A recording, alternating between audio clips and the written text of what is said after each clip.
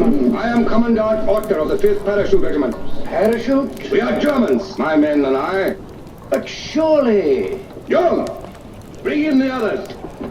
Well, historically, a very important film, but on a basic entertainment purpose, in terms of drama, it's a bloody good film.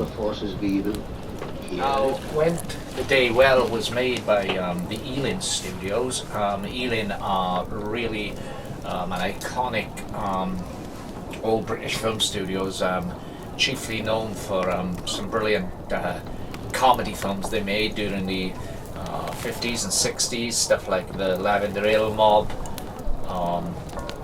They also made a number of thrillers. Now, Went the Day Well, which was released in the United States and Canada under the alternative title of They Came in Khaki, was made during the height of the paranoia over a German invasion of the United Kingdom.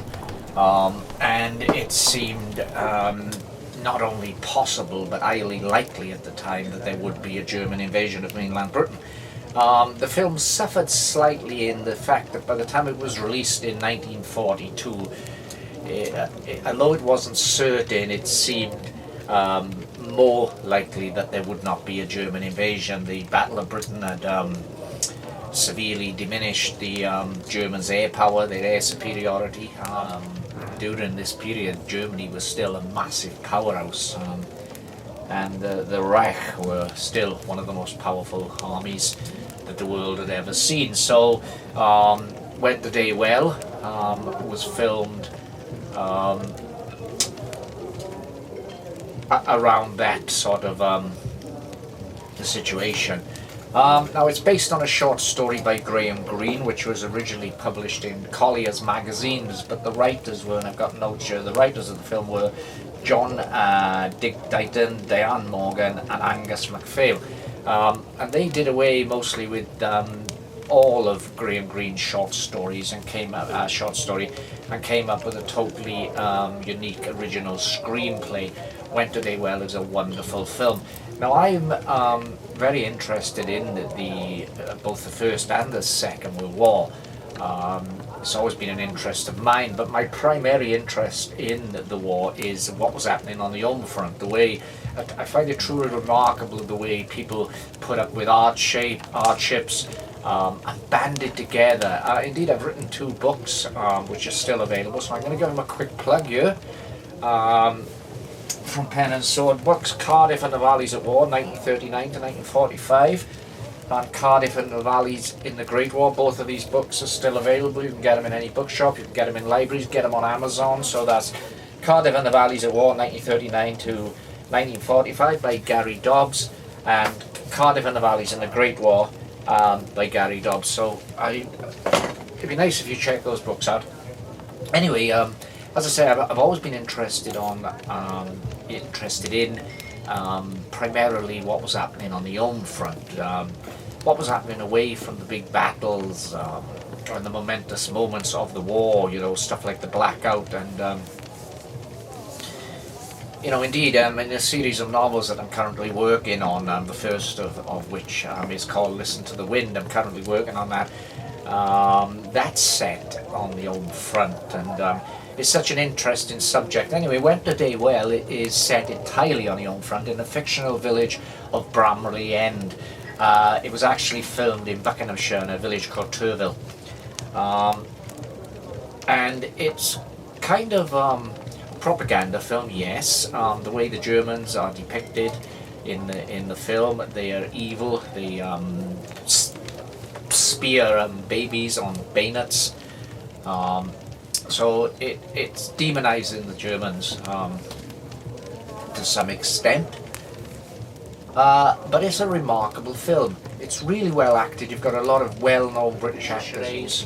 I meant who was a familiar face in a lot of the sitcoms, especially during the 1970s. But the full cast contains Leslie Banks. Leslie Banks is, in this film, he's a Quisling, a traitor, which goes completely against his then heroic image, and it's good casting.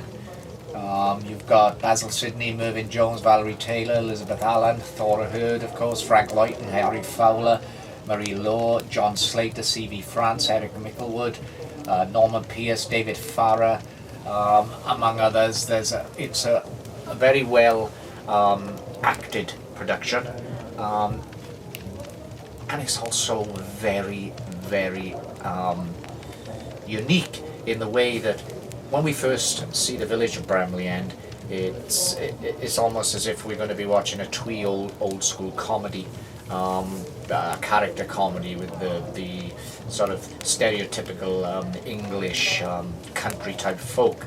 But by a quarter of the way through the film, it's suddenly become the village of the damned. And it takes on almost a noirish atmosphere. It's a brilliant film, and when the violence comes, it is absolutely terrifying. There's a scene where one of the women from the village bludgeons a German soldier to death with an axe. And almost this is done off camera. You sort of see the swipe, and you hear the thud. It is really brutal. The way the Germans are depicted, that they're going to kill the children because some of the villagers are sort of revolting against their plans to take over the village, ready for the invasion that is forthcoming. It's an amazing film. Now, it is in the public domain, and you can probably find a grainy copy of the film somewhere online. And I was originally, when I was doing this review, thought I'd attach copy of the film to this review, but then I decided against that because Studio Canal I've got a brilliant DVD version out. You can also rent it, stream it from Amazon Prime, so there's really no reason to watch a grainy quality when you can watch a perfect restoration of the film, which was done by the British Film Institute. And it does deserve to be seen like that. It's an absolutely stunningly it's a brilliant film.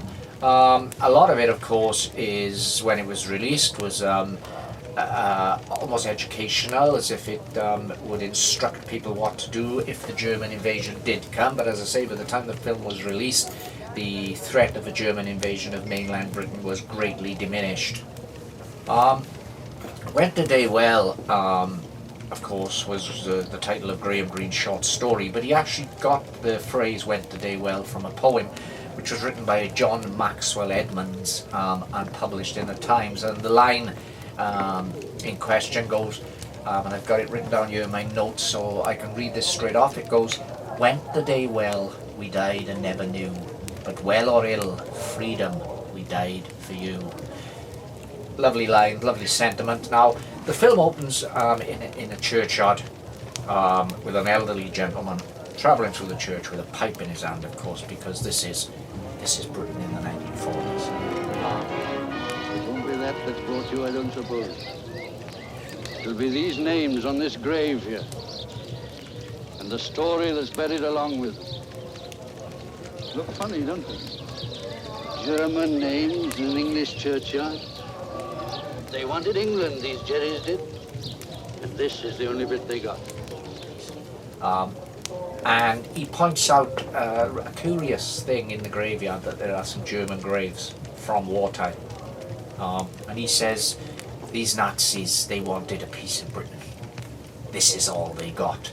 And then it goes back to tell the story, because the film is set in a post-war Britain, where Britain has been victorious in the war, which was quite a feel-good thing at the time, because, as I say, it wasn't certain that Britain would emerge victorious in the conflict. So it's set just after the war's ended. Britain, of course, has been victorious, and the Nazi Scrooge has been pushed away. And then it goes back and tells the story of the time when the Germans invaded mainland Britain, the fictional village of Bramley End. So Went the Day Well, it's well worth watching. It's a superb film. It's very tense in places. The drama is excellently acted.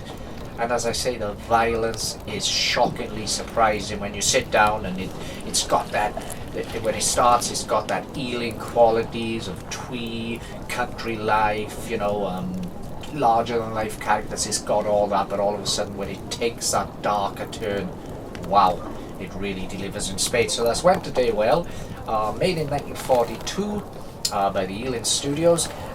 It's available as a high-quality digitally restored DVD, or you can rent the film to stream from Amazon Prime. So there really is no reason to put up with a substandard copy, and it does deserve to be seen at the best of its quality. So that.